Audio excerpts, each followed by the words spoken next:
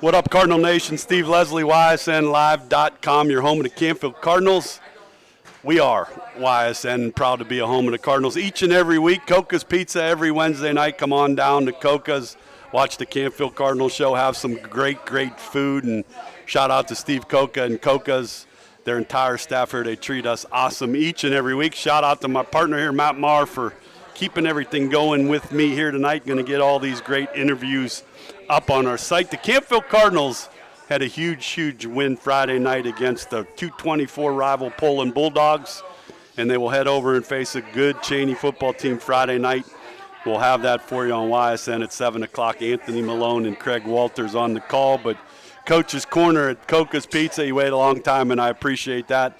He's a man that's an assistant athletic director, has watched some of the Canfield Cardinals cheerleaders interviews and supported them. Proud to be joined by the head ball coach, Coach Ignazio. Coach, thanks for joining me. Yeah, appreciate you having me. First of all, I haven't had a chance to see you nor talk to you. Congrats on becoming the head coach at Canfield, which I think is fantastic. Also, as the assistant athletic director with Bob Beam, that's a great thing. Talk about that. How has that been for you getting back into being a head coach? You were a great coach at Boardman. You learned a lot of things. Now you're here at a great school at Canfield. Yeah, it was great to take a few years, like just to step back and enjoy going to my kids' events and things like that. My daughter's a senior, my son's a freshman this year, and gave me a chance to really be dad again. I don't think too many people realize the hours you put in, especially as a head coach. No, and I'm glad that you said that because I want to go off of that. Yeah. We all love coaching. We all say we want to be that guy to be the head coach. It's not as easy as any of us thought it was when you dive into that. No. People don't understand the time that you spend away from your family. Those things, I love the answer that you gave. Now they're a little older. Your son's a part of your football program. You're there every day with your daughter as a senior. That's got to be huge for you to walk around that school and have two kids in there with you. Oh, it's special. When we sat down as a staff after Pav retired, and Wally and I decided, he was going to consider it and then didn't take it. And then I knew I was probably at some point going to interview for it. The first one I sat down with was my son, obviously, after my wife, because you can't do something like this without tremendous support at home, especially with two kids at home and all their needs.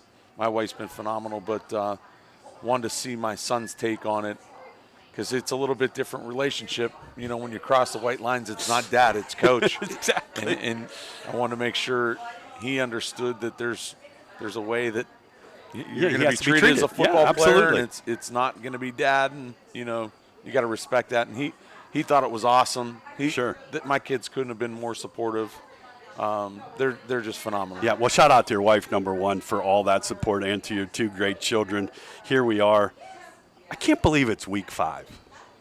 Does it go fast for you guys? I mean, for us and what we do, it's like, 1 week to the next year. But it has to go fast for you guys. Oh, listen, over the weekend, I turned 50. And congrats on that. Welcome to our club. We're sitting there, and I'm going, where does time go? Exactly. You don't like to listen to your parents when you're young, but they tell you. I mean, it's something about the sands in the hourglass. I think it really started when you get into your career and then had kids. Right. And it seems like time never slows down. No. You work, you watch your kids. Yeah, and the football season's no different. We tell our seniors every year, before you know it, you're going to be packing up your stuff and we're moving on to the next class. And some of them don't take that serious, and then when the season's over, they go, Coach, where did this go? You guys were right. It just flies. Well, let's jump in right there. You get a big, big win against a big, big rival. A great football game, 17-10. Let's talk rivalry. That's a great rivalry. Been around a long, long time. Yeah. The environment. How special is it to coach in that game? Yeah, it was unique. It was my first one. Right. I mean, I had been a part of it as an assistant, and obviously there's a lot of emphasis put on that game. But, earlier in the week we had Mr. K, Mr. Canfield, we call him. Yeah, Bill K. Yeah, Bill K. Was the athletic director, I want to say, was the mayor? It was the mayor, principal, I think, at one time. Yeah, so he's been around it a long time. It's been a tradition to have him come in on Thursdays and talk, and, to hear him speak about his first one was in 1964, and the rivalry happened for years and years before that. It kind of caught our kids' attention in their understanding of how long this thing's been going on, and it's special. Talk about the game a little bit. Great game. I talked to you a little bit off air here. This is a football team that's younger, but this is a football team that through 4 weeks has grown up each and every week. That has to make you and your staff the proudest to watch a group grow up and start to gain some confidence in the things that you guys are doing. Yeah, and we always tell them it's going to be on our senior leadership, and that's led by Angelo DeLucia and Tyler Scher and guys like that. And they've done a phenomenal job. Nick Berardino is another captain that we brought in early, and when they were named captains and said you're an extension of the coaching staff, but put a lot more responsibility on our quarterbacks in growing up in terms of the offense and letting them make calls and audibles up front, and they've progressed fairly nicely. Yeah, what are some of the things, Coach, you want to see this group continue to improve on from a daily standpoint to get them ready for Friday nights? Yeah, we always talk about, being physical in the run game, offensively, and then getting after it defensively. And Coach Hurdley does a phenomenal job of getting our guys ready week in and week out. And that's a tribute to our staff on both sides of the ball, in all three phases of the ball, the game. And our kids show up every day with a willingness to work and get better, and they rose to the occasion this past week. Yeah, they definitely rose to the occasion. A big victory over the Poland Bulldogs. They'll play Cheney Friday night. We'll get into that with Coach here. Love your staff. I know a lot of those guys. Like I said, when I found out you got the job and I saw most of those guys were staying, that's not only a credit to Canfield football, Coach, but I think that's a credit to you that they want to continue to be a part of that.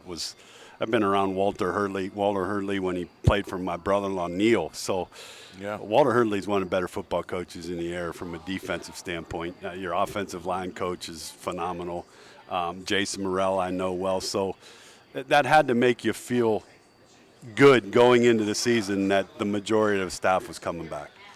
Yeah, I mean, and we realized how special the staff was. It's not often you get a group of guys like through the state championship run that are just so close-knit that you can lean on and get valuable information from, but also hold you accountable when you're not doing your job right. Because make no mistake, there's some heated moments behind closed doors in the coaching staff. Yeah, and those guys respect the heck out of that, and they know that there's a standard here that they were all on board with, keeping that in motion.